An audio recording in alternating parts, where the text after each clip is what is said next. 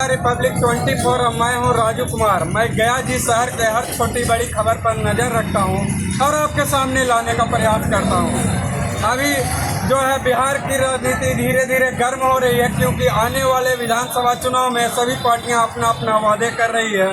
तो वहीं राष्ट्रीय लोक मोर्चा के राष्ट्रीय महासचिव आज हमसे जुड़ेंगे और जानने का प्रयास करेंगे उनके द्वारा वजीरगंज विधानसभा में जो ये भ्रमण कर रहे हैं और लोगों के पास जा रहे हैं, तो परिसीमन सुधार रैली एक लेकर चल रहे हैं। तो आखिर क्या है ये और किस प्रकार यह जनता के बीच लेकर जा रहे हैं, क्या बातें रख रहे हैं, यह सारी जानकारी हम आपको साझा करेंगे। जी सर, आप पूरे वजीरगंज में जनता के विश्वास को बना रहे हैं, क्या है ये परिसीमन सुधार? मुझे तो लगता है आम जनता को समझ ही नहीं आना क्या ऐसा है। इस देश के अंदर में लास्ट परिसीमन जो बना था वो 1971 में बना। उसके हिसाब से पार्लियामेंट में 543 सदस्य हैं पूरे देश में सांसद। बिहार में उसकी संख्या झारखंड में बचने के बाद हमने 243 है। तो ये संवैधानिक अधिकार है हम लोग का। देश की आबादी जब बढ़ती है तो उसके हिसाब से परिसीमन के सुधार है। वो संवैधानिक अधिकार का अभी यहाँ हमारे यहाँ बिहार में उपयोग नहीं हो पा रहा है। वो जनसंख्या अभी हमारी बढ़ गई है और उस जनसंख्या के आधार पर क्या एक बार नए तरीके से परिसीमन की आवश्यकता है। परिसीमन की आवश्यकता का अर्थ ये हो गया कि आज हमारे यहाँ से 40 सांसद जीत के जाते हैं बिहार से 40 संसदीय सीट है। हाँ, परिसीमन और जनसंख्या अगर सुधार हुआ, जनसंख्या को ठीक से अगर काउंटिंग करके परिसीमन को अगर बनाया गया तो आज पहले वाला जो था वो 35 से 40 लाख पर एक संसदीय क्षेत्र हुआ करता था। पहले था हाँ, जबकि दक्षिण के राज्यों में वो 20 से 25 पर हो गया है। हमारे के यहाँ भी अगर सुधार चल रहा है, हाँ हमारे के यहाँ भी अगर पूरा जनसंख्या के आधार पर ये सुधार अगर किया गया तो हमारी संख्या 40 से बढ़कर 60 हो जाएगी। 60 लोग मेंबर ऑफ पार्लियामेंट यहाँ बिहार से जीत के पार्लियामेंट जाएंगे। हाँ जाएंगे। और उसी तरह से असेंबली में जहाँ 243 हम हैं उसकी संख्या भी 350 से 450 करीब हो जाएगा। तो जैसे जैसे ये प्रतिनिधि बढ़ेंगे तो हमारा हिस्सा ज़्यादा मिलेगा, हम बिहार को ज़्यादा डेवलपमेंट कर सकेंगे। इसी उद्देश्य से देश के माननीय उपेंद्र कुशवाहा एक ऐसे नेता हैं जो पहले तो शिक्षा सुधार, फिर कॉलेजियम सिस्टम और अब संवैधानिक अधिकार परिसीमन सुधार रैली हम लोग कर रहे हैं।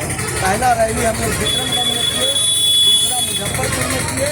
अब 29 जून 2025 को गया के गांधी मैदान में बड़ी संख्या में हम लोग जुटने जा रहे हैं और सरकार से केंद्र सरकार से यह मांग करते हैं कि फिर से परिसीमन का सुधार करके हमारी सीटों की संख्या बढ़ाया जाए ताकि हमारे प्रतिनिधि को बहुत ज़्यादा तमाम प्रश्न में आप बराबर करें।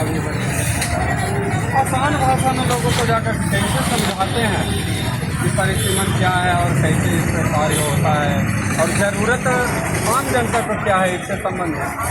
जिन बातों को आपके सामने अभी बोल रहे हैं लोग वहाँ जुटते हैं और लोग तो एकदम बहुत बढ़िया से इस भाषा को समझ में आ जाता है कि हमारे प्रतिनिधित्व बढ़ जाएंगे, हमारा नेता बढ़ जाएगा, हमारा एमपी बढ़ जाएगा, एमएलए बढ़ जाएगा। मतलब आप कह रहे हैं कि उनको ये समझ में आता है कि जो संसाधन है गया जैसे शहर में, हाँ, जितनी भी आबादी है गया की, तो 71 के समय कुछ और आबादी, हाँ, अभी 2025 में घनी आबादी हो गई, संसाधन भी लोगों पर कम पड़ने लगा।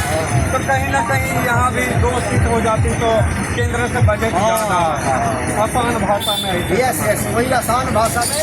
और बाकी इसका विस्तार पूर्वक लोगों को हम आग्रह कर रहे हैं कि गया के गांधी मैदान में जुटिए। विस्तार पूर्वक हमारे नेता आदरणीय उपेंद्र कुशवाहा 29 तारीख को संबोधित करेंगे, 29 जून को गया के गांधी मैदान में वो विस्तार पूर्वक समझाने का काम करेंगे।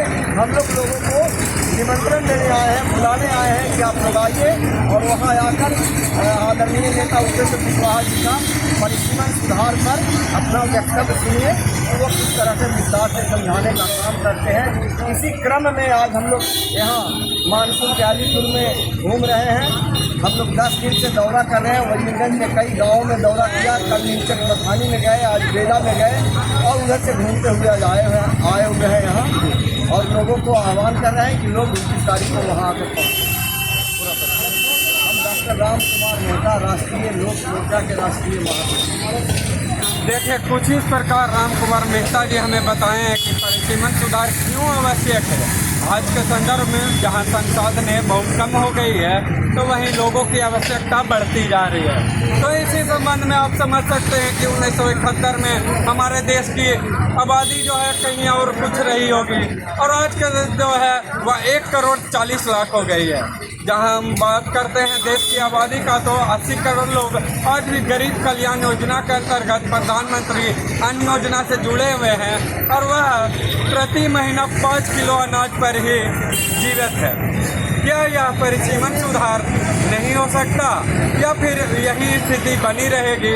अगर आप इसे विस्तार से समझना चाहते हैं तो आप 29 तारीख को गया के गांधी मैदान पहुँचे और उपेंद्र कुशवाहा जी द्वारा संबोधन को अच्छे से समझ सकते हैं कि आखिर यह बिहार और भारत जैसे देश में क्यों आवश्यक है।